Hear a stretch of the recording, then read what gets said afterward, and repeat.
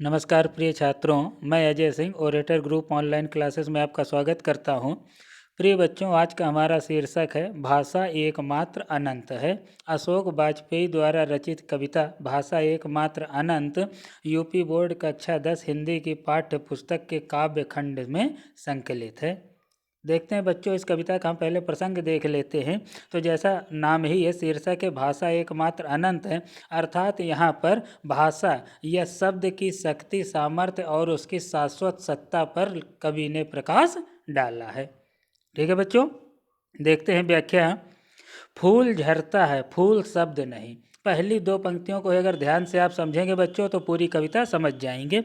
फूल झरता है, फूल शब्द नहीं, अर्थात फूल विकसित होने के पश्चात मुरझाकर डाली से गिर जाता है, उसी के साथ उसके रूप, रस, गंध सब कुछ समाप्त हो जाता है, अर्थात फूल का संपूर्ण अस्तित्व ही समाप्त हो जाता है।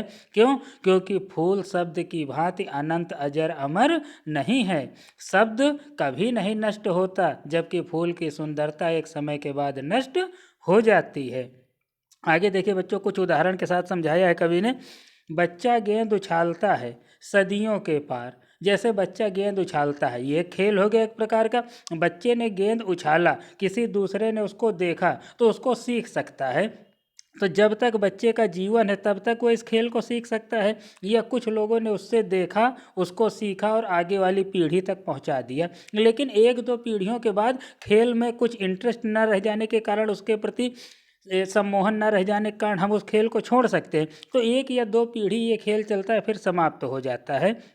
तो ये कहा गया कि सदियों के पार लोकती है उसे एक बच्ची की। यदि बच्चे ने एक गेंद उछाला, एक दो पीढ़ियों बाद तक वह खेल चला। एक बच्ची ने उसको फिर लोकना मतलब कैच करना, पकड़ना। एक बच्ची ने पकड़ लिया, अर्थात एक दो पीढ़ियों तक वह खेल चला और उसके बाद वह समाप्त हो गया। किंतु शब्द की सार्थकता नहीं समाप्त होगी। बूढ़ा गाता है एक पद।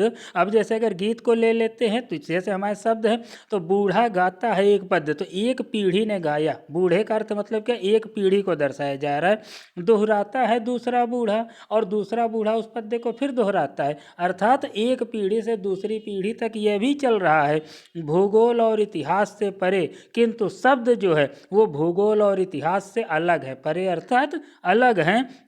किसी दालान में बैठा हुआ, दालान अर्थात आंगन या चबूतरा कह सकते हैं, कि शब्द जो है किसी दालान या चबूतरे में बैठा हुआ एक साधारण व्यक्ति नहीं है, बल्कि सदियों तक रहने वाला अनंत और अजर अमर है। एक ऐसा समय आएगा प्रिय बच्चों, ना बच्चा रहेगा जो गेंद खेल रहा था। फिर देखिए ऊपर के उदाहरण को फिर कवि ने स्पष्ट किया है कि एक समय आएगा कि ना यह बच्चा रहेगा, ना बूढ़ा रहेगा, यानी ना पद्य पढ़ने वाला बूढ़ा रहेगा, एक पीढ़ी वो समाप्त हो जाएगी। ना बच्चा रहेगा, एक पीढ़ी वो समाप्त हो जाएगी। ना गेंद रहेगी, ना फूल का अस्तित्व रहेगा, ना दालान, और ना ही वह चबूतरा रहेगा। फिर भी बच्चों, फिर समझिए, रहेंगे फिर भी शब्द। सब कुछ नश्वर है, नष्ट हो जाएगा, अनंत अमर नहीं है, लेकिन शब्द की सार्थकता कभी भी नष्ट नहीं होगी। रहेंगे फिर भी शब्द। भाषा एकमात्र अनंत है, क्योंकि अगर इस संसार में, इस प्रकृति में अगर कुछ अनंत है तो वह है भाषा। एक समय सब कुछ नष्ट हो जाएगा, लेकिन भाषा रहेगी, क्योंकि वह अजर और अमर है। प्रिय बच्चों, वीडियो पसंद आया हो तो लाइक और सब्सक्राइब जरूर करें।